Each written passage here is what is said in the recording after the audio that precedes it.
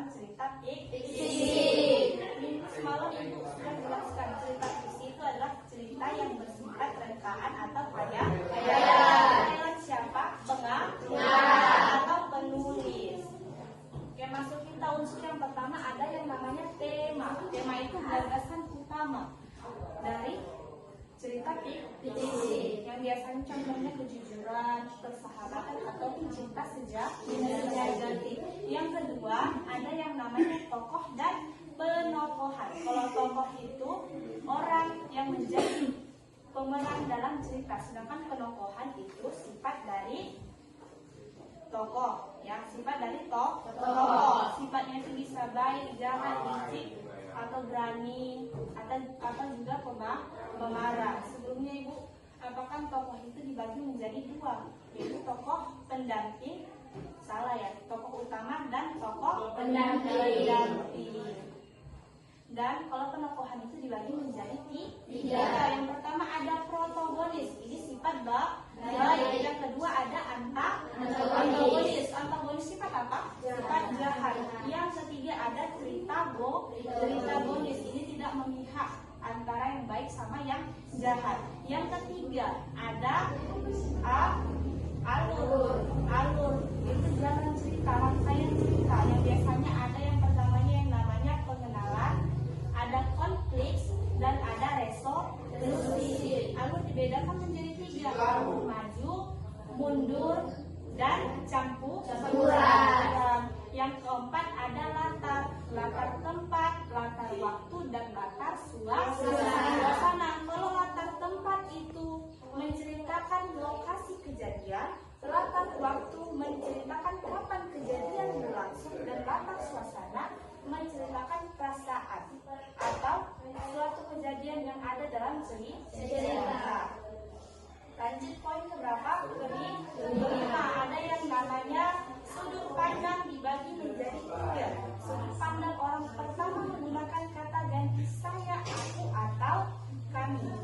Sudut pandang orang kedua menggunakan kata kamu, dan sudut pandang orang ketiga menggunakan kata dia, ia, atau nama orang.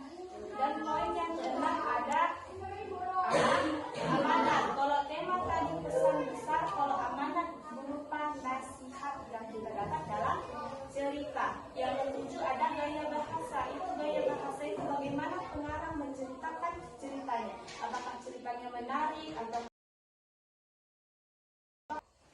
tadi sudah menjelaskan unsur apa yang terkandung dalam cerita fiksi. Sekarang Ibu ingin bertanya, pernah mendengar cerita Cinderella? Pernah.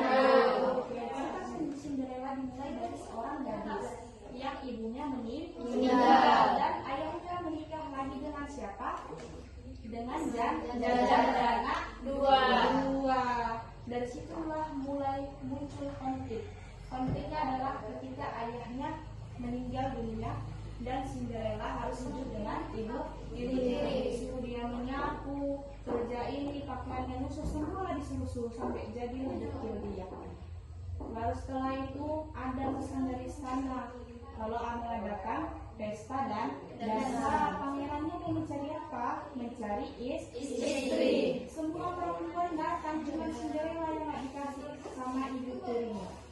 Jadi Cinderella keluar jumpa sama ibu peri mengasih dia apa? Pakaian dan kereta kuda serta sepatu kaca. Inilah Cinderella ini ke istana menanti, dia lupa waktu. Harusnya kan pulangnya jam 12, tapi dia lewat waktunya, berubah semuanya. Pakaiannya yang punya cuma apa? Sepatu kaca. Dan sepatu kacanya itu pangeran mencari ke seluruh negeri. Cuman di rumah Cinderella yang lagi tinggal ada anak perempuan. Itu pun Cinderella nggak dikasih keluar sama ibu tiri. Tapi ujung-ujungnya dibukakan juga, pas dipakai sepatunya sama Cinderella cocok, dan Cinderella dibawa ke istana dan jadi istri pangeran. Oke, dari cerita itu ada yang namanya unsur pertama tema. Siapa yang bisa memberitahu apa tema yang kita dapat? Saya, Bu. Kemudian kebaikan akan mendapat balasan. ada lagi? Saya, Bu. Kesabaran kita bahan. Ada lagi? Saya, Bu. Ya, cerita contoh jadi tidak mendengar pada berbeda kan semuanya, tapi tema itu tetap satu, kesabaran akan mendapatkan balasan. Yang kedua ada unsurnya tokoh dan penokohan. Siapa yang bisa menyebutkan tokoh utama dalam ceritanya? Saya, Bu. Apa saja? Cinderella, Ibu Tiri, dan Pangeran. Oke, yang bisa menyebutkan tokoh pendamping? Saya, Bu. Iya, sempat. Saudara tiri, Ibu Peri, Cinderella, Raja, Ibu. Oke, dan hewan yang keempat kan? Itu baru tokoh pemeran. Ada yang namanya penokohan atau sifat. Siapa yang bisa menyebutkan tokoh atau penokohan dari tokoh utama? Ya, mulai. Cinderella protagonis, Ibu Tiri antagonis, Pangeran protagonis. Oke, yang bisa menyebutkan watak dari tokoh pendamping? Ada? Saya, Bu. Kemudian Saudara tiri antagonis, Ibu Peri tritagonis, Ayah Cinderella, Raja, dan para hewan menjadi hiburan. kedua tadi tokoh dan penokohan tadi sudah disebutkan oleh Wajah Bulan dan Mutia. Selanjutnya yang ketiga ada yang namanya alur. Alur dalam cerita Cinderella apa? Maju, mundur, ada campuran? Maju. Karena tidak ada masa lalu. Masa lalu. Yang keempat ada latar. Latar itu dibagi tadi menjadi 3 dan 4 waktu dan suasana. Siapa yang bisa menyebutkan latar keempat? Itu aja. Apa ada latar keempatnya tadi?